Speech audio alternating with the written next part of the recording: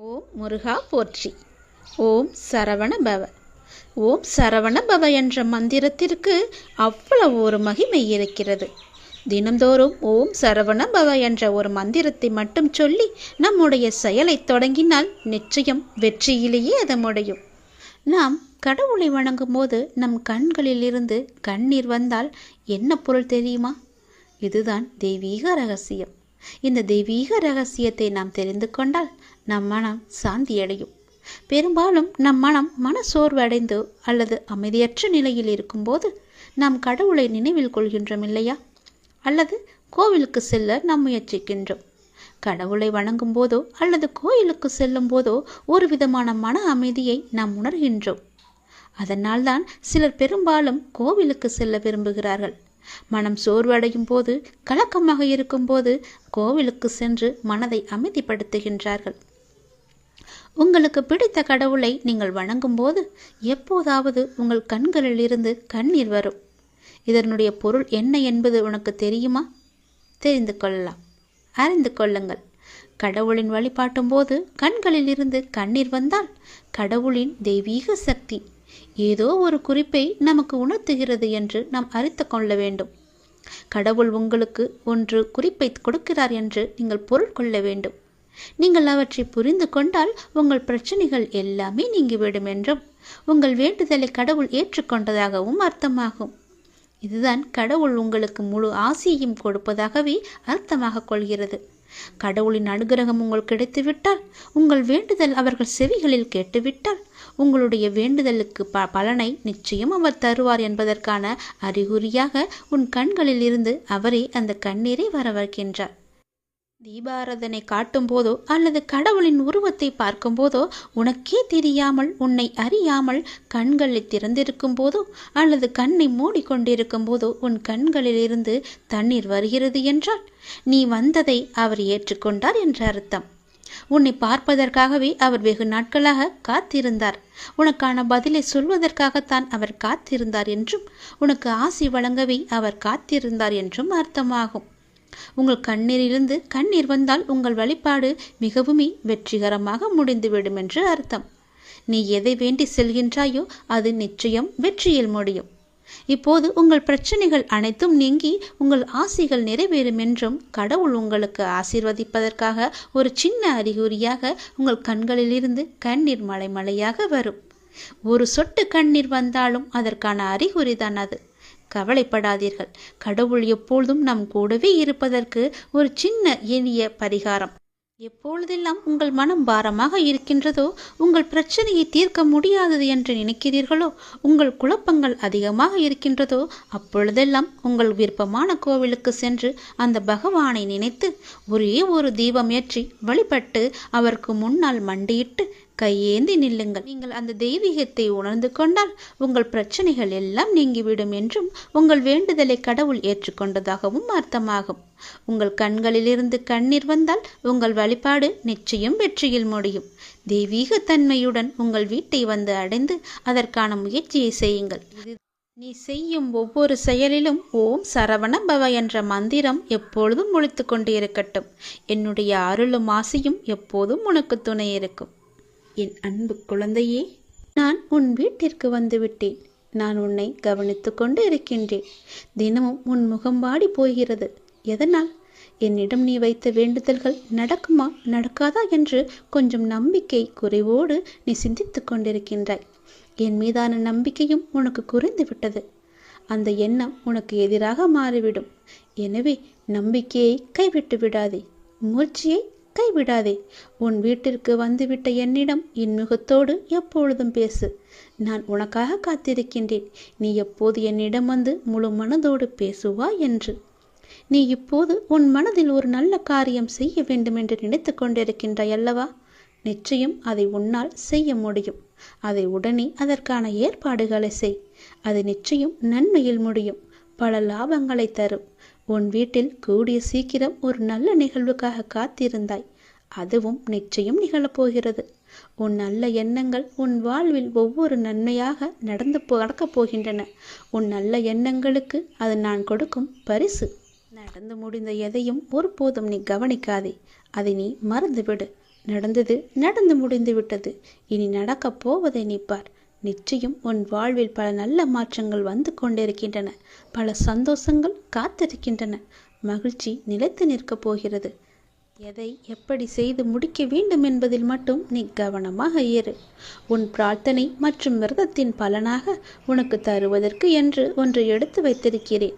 விரைவில் உனக்கான சரியான காலம் சூழல் எல்லாம் உருவாக்கப்பட்டு அது உந்தன் கையில் வந்து சேர்க்கப்படும்.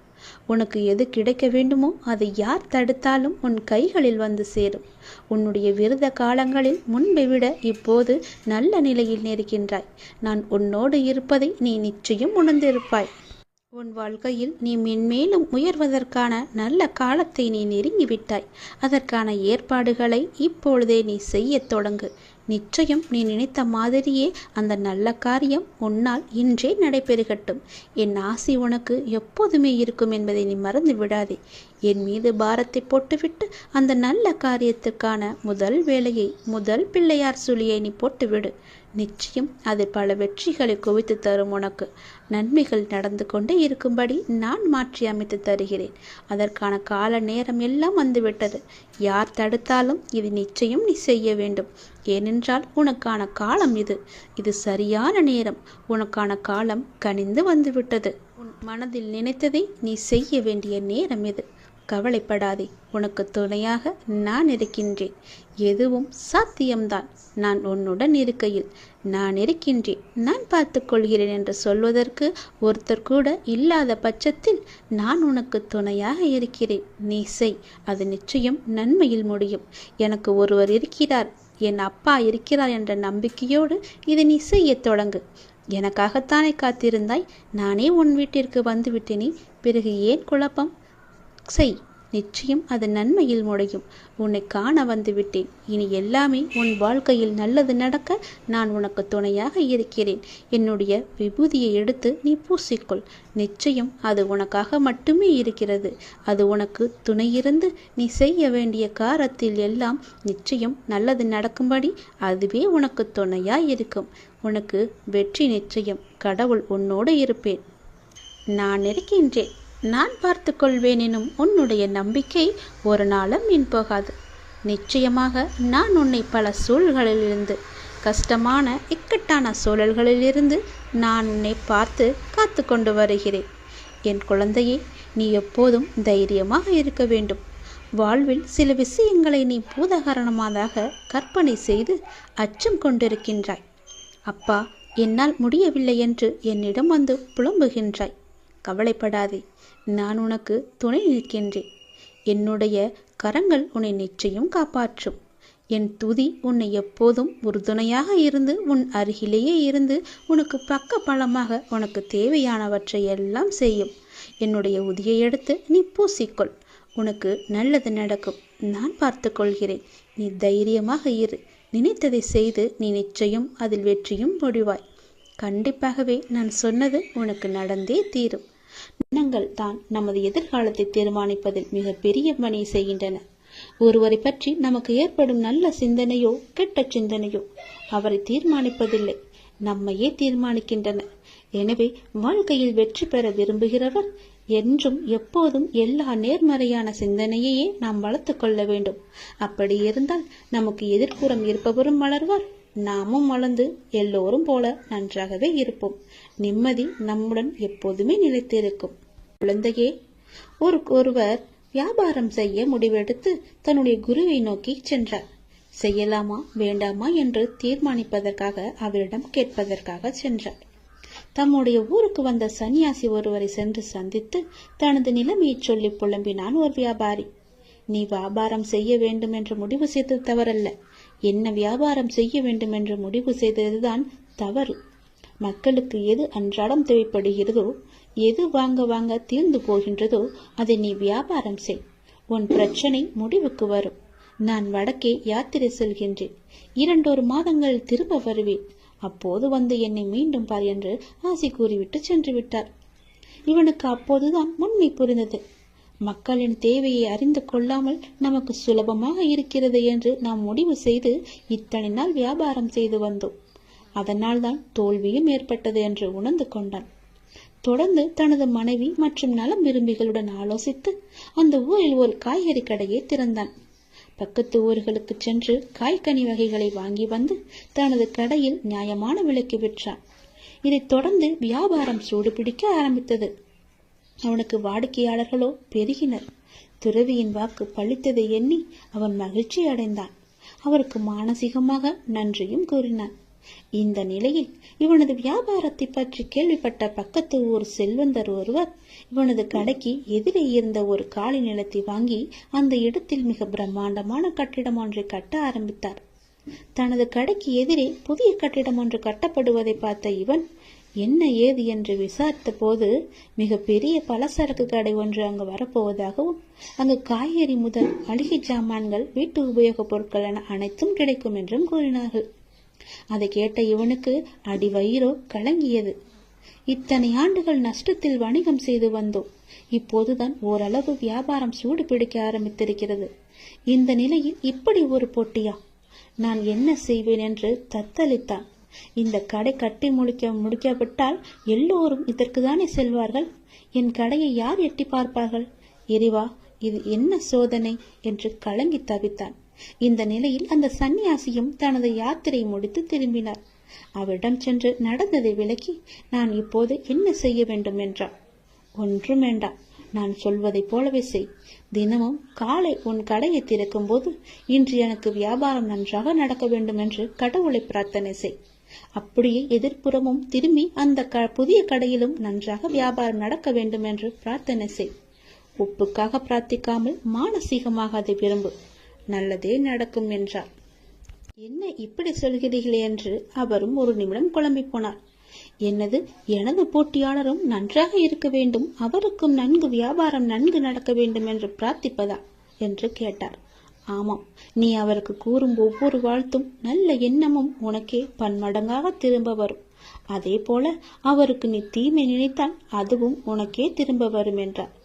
அதே போல அவர் எங்கேனும் சந்திக்க நேர்ந்தால் ஒரு போட்டியாளரை பார்ப்பது போல் பார்க்காது ஒரு நண்பரை நலம் விரும்பியை பார்ப்பது போல பார்த்து ஒரு புன்னகை செய் என்றார். அந்த சன்னியாசி மீதும் அவரது வார்த்தைகள் மீதும் இவனுக்கு பெரும் மதிப்பு உண்டு என்பதால் அவள் கூறியதைப் போலவே தினமும் முழு மனதுடன் தனக்காகவும் அந்த எதிர்கடைக்காரருக்காகவும் பிரார்த்தனை செய்து வந்தார். அந்த எதிர்கடைக்காரரை பார்க்கும் போதெல்லாம் புன்னகை செய்தும் வந்தார். இதன் பயனாக நாளடைவில் இருவரிடமும் ஒருவித நட்பு ஏற்பட்டுவிட தனது கடைக்கு காய்கறிகளை கொள்முதல் செய்யும் பொறுப்பை இவரிடம் விட்டுவிட்டார் அவர். விளைவு, இவனுக்கு பன்மடங்கு வியாபாரம் கிடைத்தது. நாளடைவில் இவன் கடையும் வளர்ந்து ஒரு மிகப்பெரிய காய்கறி சந்தையாகவே மாற்றிவிட்டான். ஒரு நேர்மறையான அணுகுமுறை, மனோபாவம் எந்த அளவு அவரது வாழ்க்கையை மாற்றியிருக்கிறது என்று பாருங்கள். நாம் இந்த உலகத்தில் தனியாக இல்லை. ஒவ்வொரு விஷயமும் ஒன்றுக்கொன்று பிணிந்தவைதான். நமது தான் நமது எதிர்காலத்தை தீர்மானிப்பதில் மிக பெரிய பணியை செய்கின்றன. ஒருவரை பற்றி நமக்கு ஏற்படும் நல்ல சிந்தனையோ கெட்ட சிந்தனையோ அவரை தீர்மானிப்பதில்லை, நம்மையே தீர்மானிக்கின்றன. எனவே வாழ்க்கையில் வெற்றி பெற விரும்புகிறவர் என்றும் எப்போதும் எல்லா நேர்மறையான சிந்தனையையே நாம் வளர்த்து கொள்ள வேண்டும். அப்படி இருந்தால் நமக்கு எதிர்ப்புறம் இருப்பவரும் வளர்வார், நாமும் வளர்ந்து எல்லோரும் போல நன்றாகவே இருப்போம். நிம்மதி நம்முடன் எப்போதுமே நிலைத்திருக்கும். அன்பு குழந்தையே, இந்த பிரபஞ்சத்தில் நிலையானது என்று எதுவும் இல்லை. மாற்றங்கள் மட்டுமே மாறாதவை. தினமும் நம் கண்களுக்கு தெரிந்தும் தெரியாமலும் எத்தனையோ மாற்றங்கள் நிகழ்ந்து கொண்டுதான் இருக்கின்றன. நம் வாழ்விலும் பல மாற்றங்கள் நிகழலாம். நீங்கள் மாற வேண்டும் என்று நினைப்பது இன்றே கூட மாறலாம். ஆகவே நம்பிக்கையை இழக்காதே. நமது சூழ்நிலைகள் நிரந்தரமில்லை, தோல்விகளும் நிரந்தரமில்லை, கஷ்டங்களும் நிரந்தரமில்லை, உன் கடன் பிரச்சனைகளும் நிரந்தரமில்லை, இன்றைய நிலை நிரந்தரமில்லை, அவமானங்கள் எதுவும் நிரந்தரமில்லை, கஷ்டங்களும் கவலைகளும் கூட ஓடோடிவிடும். இவை அனைத்துமே மாறக்கூடியவை. அனைத்திற்கும் தீர்வு உண்டு. நீ என்னை நம்பினார்.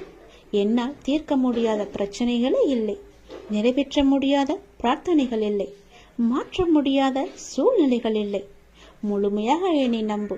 உங்களுக்கு ஒன்று தாமதமாகிறது என்றால் அதை முழுமையாக ஏற்றுக்கொள். காரணமில்லாமல் இங்கு எதுவுமே நிகழப்போவதும் கிடையாது. இதை நீ இப்போது கேட்டுக்கொண்டிருப்பதற்கும் மிகப்பெரிய ஒரு காரணம் இருக்கலாம். எல்லாமே நன்மைக்கே. நம்பிக்கையோடு நீ பிரார்த்தனை மட்டும் செய். உங்கள் வாழ்வில் நிச்சயமாகவே மாற்றங்கள் ஏற்படும். நீ கேட்டபடியே நல்ல மாற்றங்களாக இருக்கும். சிறப்பாகவே நீ வாழ்வாய். என்னுடைய அனுகிரகம் உனக்கு எப்போதுமே கிடைக்கும். உங்கள் வாழ்க்கை மகிழ்ச்சியுடனே இருக்கும். உங்கள் மரியாதை உங்களிடம்தான் இருக்கின்றது. உங்கள் கண்ணியத்தில் தான் இருக்கிறது. உங்களுடைய நடத்தையில் தான் இருக்கின்றது. உங்களுடைய ஒழுக்கத்தில் தான் இருக்கிறது. உங்கள் முன்பு தரும் மரியாதையை வைத்துக்கொண்டு என்ன செய்ய போகிறீர்கள், உங்கள் பின்னால் என்ன நடக்கிறது என்று கவனியுங்கள். உங்களை சுற்றி என்ன பேசுகிறார்கள் என்பதை உற்று நோக்குங்கள். உங்கள் மதிப்பு உங்கள் கண்ணியத்தின் மூலம்தான் நீங்கள் இல்லாத இடங்களிலும் பிரதிபலிக்கும். அவரா என்பதற்கும் அவனா என்பதற்கும் வித்தியாசம் இருக்கிறதல்லவா? உங்கள் செயல்களில் அது இருக்கிறது. உங்களுக்கென்று ஒரு பெயர், உங்களுக்கென்று ஒரு குணம், உங்களுக்கென்று ஒரு எல்லையை நீங்கள் வைத்துக் கொள்ளுங்கள். எவரையும் எடை போடாதீர்கள். எவரும் உங்கள் முன்னும் பின்னும் வேறு வேறு எடைகள்தான் காட்சி அளிப்பார்கள். நம்பி விடாதீர்கள். யாரையுமே நீங்கள் நம்பி விடாதீர்கள். பெயரை வைத்துக்கொண்டு என்ன செய்ய போகிறோம் என்று நினைக்காதே. அதுவே உங்களின் ஒரே நிம்மதி. நாம் என்னும் உயர்ந்த எண்ணங்கள் நம்மை சிறந்த மனிதராக மாற்றுகிறது. நமது வார்த்தைகளை நம்மை விளைவி கொடுக்க வைக்கிறது. செயல்கள், உறவுகள் அனைத்தும் நம் எண்ணங்களின் உருவங்கள். உன்னதமான எண்ணங்கள் தான் நம்மை எப்படி என்று தீர்மானிக்கிறது. நம் ஆளுமையை அதிகரிக்க செய்கிறது. எண்ணங்களின் உன்னதத்தன்மையால் பரமமான இந்த உலகில் வசிக்கும் இறைவனை நம் மனம் அடைகின்றது. அவரது அருகாமையை ஆன்மாவின் அனைத்து தேவைகளையுமே பூர்த்தி செய்கிறது. தப்பிக்க முயற்சி செய்யும் போது சூழ்நிலைகளின் கடினம் அதிகரிக்கின்றன. நாம் அதை எதிர்கொள்ள துணிந்தால் சூழ்நிலைகள் பணிந்து சாதகமாக மாறிவிடும். ஆனால் ஆன்மீக மனோபாவம் மிகவுமே அவசியம். இதை நினைவால் உருவாகும் தைரியம் உண்மைக்கு வெற்றியை முழு பரிசாகவே தரும். அதனால் இதை நினைவால் எப்போதுமே இறைவனுடன் நாம் ஐக்கியமாகுவது போல அவர் மீது முழுமையான நம்பிக்கை கொண்டு ஒவ்வொரு செயலையுமே நாம் செய்து வந்தால் நிச்சயம் வெற்றி நமக்கு பரிசாக வரும். உன்னுடைய காரியங்கள் அனைத்தும் வெற்றி பெறும். உன் துயரங்கள், உன்னுடைய வியாதிகள், உன் கடன் சுமைகள் அனைத்தும் உன்னை விட்டு விலகப் போகின்றது. கூடிய விரைவில் நீ விரும்பும் எண்ணங்கள் நிறைவேறப் போகிறது. செல்வம் பெருகப் போகிறது. உனது வளர்ச்சியையும் நீ மகிழ்ச்சியாக இருப்பதையும் பார்ப்பதற்கு நான் உன்னோடு உன் வீட்டிற்கே வரப்போகின்றேன். துயரங்களின் தாக்கத்தை தாங்க முடியவில்லை என்று புலம்பிக் கொண்டிருக்கின்றாய். உன் பாரதத்தின் பெரும் பகுதியை நான் சுமந்து கொண்டிருக்கின்றேன். உன்னை நான் எந்த நேரத்திலுமே கைவிட எண்ணியதே கிடையாது. உனக்காக நிழலாக, என்றும் உனக்காக நீ செல்லும் இடமெல்லாம் ஏதாவது ஒரு ரூபத்தில் நான் உன்னை துணையாக வந்து காப்பாற்றிக் கொண்டே இருக்கின்றேன். மனதையும் வாக்கையும் செயலையும் ஒருமுகப்படுத்தி நேர்மையாகவும் முள்ளப்பூர்வமாகவும் நீ செயல்படுத்த பழகிக்கொள். அவ்வாறு நீ உன் வாழ்வில் செயல்பட துவங்கினால் உன்னுடைய துக்கங்கள் அனைத்துமே ஒரு முடிவுக்கு வந்துவிடும். அனைத்து துன்பங்களும் விலகிவிடும். உன் வாழ்க்கையில் என்ன நடந்தாலும் உனது நன்மைக்காக மட்டுமே நான் நடத்துகிறேன் என்பதை நீ நம்பு. என் குழந்தையாக நீ எதற்கும் எப்போதும் யாருக்காகவும் நீ பயப்பட வேண்டாம். எல்லாமே நீ விரும்பியது போலவே நல்லதாகவே நடக்கும். இது உன் அம்மாவாக, அப்பாவாக, உன் குருவாக என்னுடைய சத்திய வாக்கு. இது எல்லா மங்களங்களும் உனக்கு விளையப் போகின்றது. எந்த ஒரு சூழ்நிலையிலும் நீ கவலை மட்டும் நீ படக்கூடாது. எதிர்மறை எண்ணத்தை உன் மனதிற்குள்ளே கொண்டு வரக்கூடாது. எப்போதும் நீயும் உன் வீடும் நேர்மறையாகவே எப்பொழுதும் சூழ்ந்து இருக்கட்டும். நேர்மறையை மட்டுமே உனக்குள்ளும் உன் வீட்டிற்குள்ளும் கொண்டு வா. தன்னை நாடி வருபவர்களிடம் எந்த வித்தியாசங்களையும் நான் ஏற்ற இறக்கங்களையும் நான் பார்க்க மாட்டேன். தன் சன்னதியை அடைந்து கண்மூடி நம்பிக்கையுடன் பிரார்த்தனை செய்பவர்கள் மேல் தன்னுடைய பேரருளை நான் வியாபிக்க செய்கின்றேன். இன்றைய தினம் என்னுடைய பேரருளை நீ பெற்று வாழ்வாங்கு வாழப்போகின்றாய். சந்தோஷங்கள் பொங்க நான் உன்னை ஆசீர்வதிக்கின்றேன். என்னை சரணாகதி அடைந்தவர்கள் துன்பத்தில் விழும் தருவாயில் கூட அவரது கை கொடுத்து நான் தூக்கி விடுகிறேன். கைப்பிடித்து எழுந்து என்னிடம் வந்து விட்டால் போதும், நான் அவர்களை பார்த்துக் கொள்வேன். நிச்சயம் உன்னுடைய எதிர்காலம் மிக சிறப்பானதாக மாற்றித்தர நான் உனக்கு சத்திய வாக்கு தருகிறேன். கடந்த காலத்தை நீ கடந்து வந்தால்தான் எதிர்காலம் உனக்கு கைகூடி வரும். நடந்து முடிந்தது அனைத்துமே பாடம். அதை மீண்டும் மீண்டும் நினைத்து கொண்டிருந்தால் கண் முன் இருக்கும் வாய்ப்பும் கண்ணுக்கு தெரியாது போய்விடும். நல்லது செய், உனக்கு நல்லதே நடக்கும். இந்த அப்பன் எப்போதுமே உனக்காக மட்டுமே இருக்கின்றேன். உன் நல்லதுக்காகவே நான் வாழ்ந்து கொண்டிருக்கின்றேன். உனக்கு நல்லது செய்யவே உனக்கு துணை புரிந்து கொண்டிருக்கிறேன். எல்லாவற்றிலும் நீ ஜெயிக்க என்னுடைய ஆசைகளையும் எப்போதும் நான் உனக்கு வழங்கிக் கொண்டே இருப்பேன். நல்லது நடக்கும். நான் உனது கோரிக்கையை நிறைவேற்றப் போகின்றேன். இரட்டிப்பு மகிழ்ச்சியுடன் நல்ல செய்தி சொல்லத்தான் நான் இப்போது வந்திருக்கிறேன். நீ இதை கேட்கும் நொடியே நீயும் உன் இல்லமும் சுபிட்சம் அடைய போகிறது. மகிழ்ச்சியும் கிடைக்கப் போகிறது. நீ விரும்பியது எல்லாம் உனக்கு கிடைத்து கொண்டே இருக்க போகிறது. அப்பா உனக்கு நல்ல செய்தி சொல்ல வந்திருக்கிறேன். மன மகிழ்ச்சியுடன் சந்தோஷமாகவே இருக்கிறேன். நீ வாழ்ந்து கொண்டிருக்கும் இந்த தற்போதைய வாழ்க்கை நான் உனக்கு கொடுத்தது. இதில் நீ அனுபவிக்கும் அத்தனையுமே நான் உனக்கு ஆசீர்வதித்து கொடுத்தது. இதை நீ எப்போதும் ஒரு நாளும் மறக்க கூடாது. இதை நீ புரிந்து கொண்டால் மறுகணமே உனது கண்கள் முன்பு நான் தோன்றுவேன். நம்பிக்கையோடு இதனை நீ ஏற்றுக்கொண்டால் மட்டுமே இது சாத்தியமாகும். உன்னை தேடி உனது இல்லம் நாடி உன்னுடன் சேர்ந்து சாப்பிடுவதற்கு நான் வந்து கொண்டே இருக்கின்றேன். எனக்கு பிடித்த உணவை தயார் செய்து வை. உன் வீட்டில் வந்து தங்கி அதை நான் உண்ண போகின்றேன். உன்னை நீ தயார்படுத்திக் கொள். எனது பரிபூரண ஆசீர்வாதம் உனக்கு கிடைக்கப் போகின்றது. அளவில்லாத மகிழ்ச்சி உனக்கு கிடைக்கப் போகின்றது. எனது காலடி படும் நேரம் உன்னுடைய வீடும் நீயும் சுபிட்சம் அடைய போகின்றாய். இதுவரை இல்லாத அளவு பெருமளவு இரட்டிப்பு மகிழ்ச்சியுடன் நீ சந்தோஷமாகவே வாழப் போகின்றாய். நீ என்னிடத்தில் வைத்த கோரிக்கைகள் எதுவாக இருந்தாலும் அது நிச்சயம் நிறைவேறப் போகின்றது. நீ விரும்பியது எல்லாமே உனக்கு கிடைக்கப் போகின்றது. உன்னை பார்த்து ஏளனமாக சிரித்தவர்கள் எல்லாம் உன்னை பார்த்து வியக்கும் வண்ணம் நான் உன்னை உயர்த்தி வாழ வைக்கப் போகின்றேன். நடப்பது இனி நடக்கப் போவது இதுவரை நடந்தது எல்லாமே என்னுடைய அனுகிரகத்தால் தானே, என்னுடைய துணையால் தானே, என்னுடைய லீலைகள் தானே. அப்படி இருக்கும்போது இனி நடப்பதும் நீ நடந்து கொண்டு இருப்பதும் எல்லாமே என்னுடைய நன்மைகளாக மட்டுமே உனக்கு இருக்கும். நடத்தியதும் நடத்த போவதும் நீ நடப்பவை அனைத்துமே நன்மை தருவதாக மட்டுமே இருக்கும். நம்பிக்கை உன்னிடத்தில் தொடங்கும் போது உன்னை நோக்கி துன்பம் வரவே செய்யாது. என் மீதான நம்பிக்கையை நீ வலுப்படுத்த அந்த துன்பமானது உன்னை கண்டு ஓடோடிவிடும். நீ எப்போதெல்லாம் என் நாமத்தை நீ சொல்லிக் கொண்டே இருக்கின்றாயோ, நம்பிக்கையோடு என்னை நினைத்து உன் வீட்டில் தெய்வம் ஏற்றுகிறாயோ, அந்த நொடியே உன் வீடு சுபிட்சம் அடையும். என் காலடி உன் வீட்டில் பட்டவுடனே உனக்கான நல்ல நல்ல மாறுதல்கள் எல்லாம் ஒன்றின் பின் ஒன்றாக நடக்கத் தொடங்கும். உன் வீடு முழுவதும் தீப ஒளியாக நான் காட்சி தருவேன். உன் வீடு சுபிட்சம் அடைய நான் உன் இல்லத்திலேயே தங்கப் போகிறேன். உன் வீடு எப்பொழுதும் தெய்வ கடாட்சம் நிறைந்ததாகவே இருக்கப் போகிறது. நீ கேட்ட செல்வங்களுடன் உன் இல்லத்தில் வந்து நான் தங்கப் போகிறேன். எனக்காக உணவு பரிமாற நீ தயாராக இரு. எனக்கு வேண்டிய உணவை சமைத்து வை. நான் வந்து சாப்பிடுகிறேன். எல்லாமே உனக்கு நல்லதாகவே நடக்கும்.